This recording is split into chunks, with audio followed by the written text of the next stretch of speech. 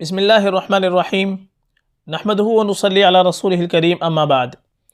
ناظرین کرام، 20 March 2024 national commission for protection of child rights NCPCR کے چیئرمین پریانک کانونگو کے ذریعے دینی مدارس اور جمعیت اوپن اسکول کو بدنام کرنے کے خلاف جمعیت علماء ہند نے سخت قدم اٹھایا ہے۔ اس سلسلے میں صدر جمعیت علماء ہند مولانا محمود اسعد مدنی کی طرف سے معروف وکیل ورندا گروور نے مذکورہ چیئرمین کو خط لکھ کر 7 دن کے اندر تحریری طور پر اپنا بیان واپس لینے کا مشورہ دیا ہے، ورنہ ان کے خلاف قانونی کارروائی کی جائے گی۔ واضح ہو کہ 31 مارچ کو شری کانونگو نے national institute of open school NIOS کو خط لکھ کر جمعیت علماء ہند کے تعلیمی ادارے جمعیت اوپن اسکول کی مہم کو منظم جرم سے تعبیر کیا تھا، نیز اس پر بیرون ملک سے فنڈ حاصل کرنے بالخصوص پاکستان سے تعلق ہونے کا بے بنیاد الزام عائد کیا تھا۔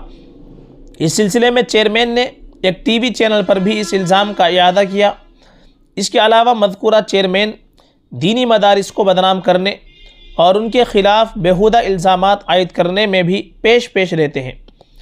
نوٹس میں صاف کہا گیا ہے کہ جمعیت علماء ہند جیسی تاریخی اور وطن پرور جماعت کو بدنام کرنے اور اس پر جھوٹے الزامات عائد کرنے کی کوشش کسی بھی صورت میں قابل قبول نہیں ہے، نیز اتنے بڑے عہدے پر بیٹھے شخص کے لیے یہ زیبا بھی نہیں ہے۔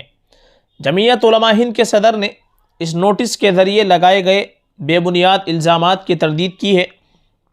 مختلف میڈیا چینلز کے ذریعے پھیلائے گئے ان الزامات نے جمعیت اوپن اسکول کی ساکھ کو متاثر کیا ہے، جبکہ یہ ادارہ پسماندہ کمیونٹیز خاص طور پر مسلم اقلیت کی تعلیمی ضروریات کی تکمیل کے لیے وقف ہے۔ مسٹر کانونگو کے دعووں کے برعکس جمعیت اوپن اسکول قانونی فریم ورک کے اندر کام کرتا ہے اور اس کا مقصد بنیادی طور پر دینی مدارس کے طلباء کو national institute of open schooling کے ذریعے رسمی تعلیم کے مواقع فراہم کرنا ہے۔ اس اقدام کا مقصد ایسے طلباء کو بااختیار بنانا ہے جو مرکزی دھارے کے تعلیمی مواقع سے محروم ہیں، تاکہ وہ سول سوسائٹی کے دھارے میں شامل ہو سکیں۔ دوسری طرف جمعیت کسی بھی طالب علم کو رسمی تعلیم حاصل کرنے سے نہیں روکتی، بلکہ غیر رسمی تعلیم کے ساتھ بچوں کے لیے رسمی تعلیم کی سہولت فراہم کرتی ہے۔ مسٹر کانونگو جمعیت اوپن اسکول کو اوپن مدرسے کا نام جو دے رہے ہیں وہ نہ صرف غلط ہے بلکہ بدنیتی پر مبنی ہے، نیز دینی مدارس کے بارے میں ان کے تضحیک آمیز تبصرے ان اداروں کی آئینی شناخت اور حقوق کو نقصان پہنچا رہے ہیں۔ ان کو سمجھنا چاہیے کہ ملک کی قانونی اسکیم میں دینی مدارس کو تسلیم کیا گیا ہے۔ لازمی تعلیم کا حق ایکٹ 2009 کے 1(5) میں خاص طور پر کہا گیا ہے کہ یہ ایکٹ مدارس، ویدک پاٹھ شالوں اور بنیادی طور پر مذہبی تعلیم دینے والے دیگر اداروں پر لاگو نہیں ہوگا۔ اس طرح مدارس کے جواز کو ملک کے آئین کی دفعہ 29 اور 30 میں بھی قانونی طور پر تسلیم کیا گیا ہے۔ نیز ریاستی سطح کے مختلف قوانین ہیں جو مذہبی تعلیم کے ان اداروں کو تسلیم کرتے ہیں۔ مزید برآں قانونی طور پر مقرر کردہ چیئرمین پرسن ہونے کے ناطے بچوں کے خلاف منظم جرائم جیسے جملے کا انتخاب بہت ہی افسوسناک اور جمعیت علماء ہند کو بدنام کرنے والا عمل ہے۔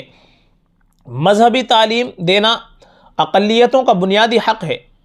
دیگر مذاہب کی طرف سے بھی مذہبی تعلیم دی جاتی ہے اور ادارے قائم کیے جاتے ہیں، لیکن انہوں نے صرف دینی مدارس کو نشانہ بنا کر عصبیت کا ثبوت دیا ہے۔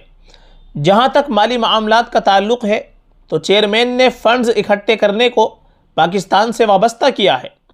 ان کو معلوم ہونا چاہیے کہ جمعیت علماء ہند کسی بھی غیر ملکی تعاون کے لیے فارن کنٹریبیوشن ریگولیشن ایکٹ 2010 پر سختی سے عمل پیرا ہے، اور اس مقصد کے لیے اس کے پاس وزارت داخلہ کے ذریعے تجدید شدہ FCRA سرٹیفکیٹ ہے۔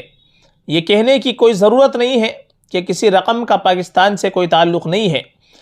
FCRA قانون کا معاملہ NCPCR کے دائرے اختیار سے باہر ہے۔ اس کے باوجود انہوں نے پاکستان کا نام لے کر اپنی حدوں کو پار کیا ہے۔ ان کی باتوں کی جڑیں جھوٹ، قیاس اور ناقابل یقین دعووں پر مبنی ہیں۔ جمعیت علماء ہند نے میڈیا کو بھی متوجہ کیا ہے کہ وہ ایسے جھوٹے بیانات کو جاری کرنے سے گریز کرے جو معاشرے کی بہتری کے لیے کام کرنے والی تنظیموں کو بدنام کرنے کا سبب ہے۔